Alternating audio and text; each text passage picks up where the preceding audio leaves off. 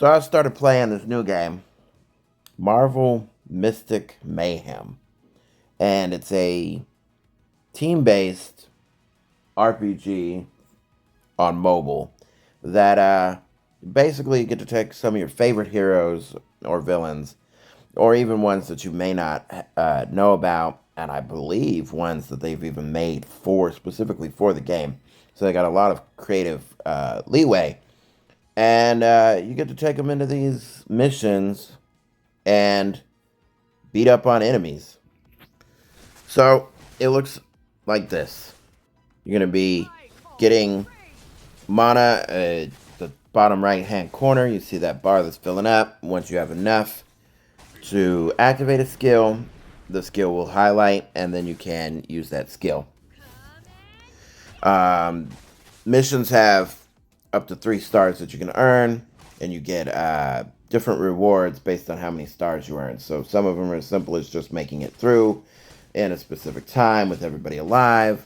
And then there's more hard stuff like beating so many enemies, beating enemies before a certain number of enemies before the opponent, etc., etc. You also have these ultimate attacks here that when everybody generates energy independently, and when the ultimate is when you've generated the max energy for the ultimate, then a little big finisher happens like that. But beyond that, a lot of your time is going to be spent in this menu here. So it's the heroes screen, and there's a lot to upgrading your heroes. But it's all done fairly simple. Like, it's a lot, but it's intuitive.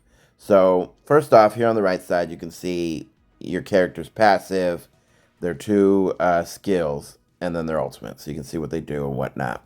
Over here on the left, so you can see right next to Storm's name, that's going to be her hero type, right? That's where how she gets her abilities. And then underneath that is her class. So what kind of class? You got defenders, strikers, controllers, etc. And that's important because when you go into leveling up, so down here bottom right, you're going to be able to level, and at certain points you're going to get to Ascension. And when you get to Ascension, you're going to need a item that is based on your hero's class. So you can see she needs a horn that ascends a strikers, right? Same thing in talents, which talents is where you not only get new passives, but you can also upgrade your abilities here. And you can see that she needs mutation upgrade materials because of her hero type. Same thing with highlights. You're going to be able to get use highlights based on what your class is. So since she's a striker, she can use highlights that are available to the striker. Artifacts are a bit more flexible, and highlights and artifacts are both equipment that you can put on your heroes to make them stronger. So you can see this artifact that she has on right now. Over on the right side, you can see the stat boost that it gives and the passive that it has attached to it. That's the same with the highlights. Right over on the right, the stat boost and then the skill or the passive.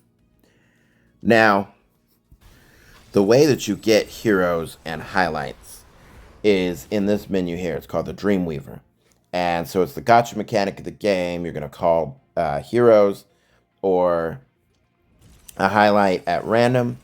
And then if it's a hero, that hero will be available to use. But if you get a duplicate of a hero, you're going to get what's called a soul shard. And that soul shard you can use to upgrade your heroes even further. This is like the highest level of upgrading that you can do.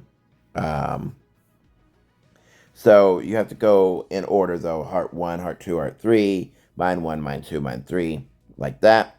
And then once you've got all 6 of those, then you can get the soul one. So right now, For Sleepwalker, I can either get Heart 2 or Mind 2 because I acquired some more Sleepwalker shards for him. So over in this menu, this is the Dreamscape. And on the top, you're going to have missions going from story to challenge missions, boss rushes, and kind of the Crimson campaign is like a roguelite where you're going through with as much health as you have until you die or finish the run. And between each rounds, you can get perks and whatnot to help you better your run. Really, really, really awesome.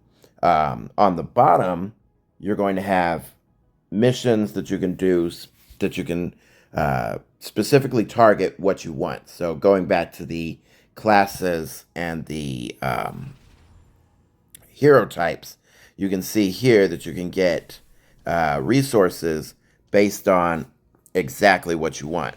So if you're looking for, say, somebody who needs this type of resource, you can go to that mission and do that specifically, right? Or if you just need currency or XP, they've got missions here as well. And lastly, over here, if you want to just get some artifacts, they got missions for that also.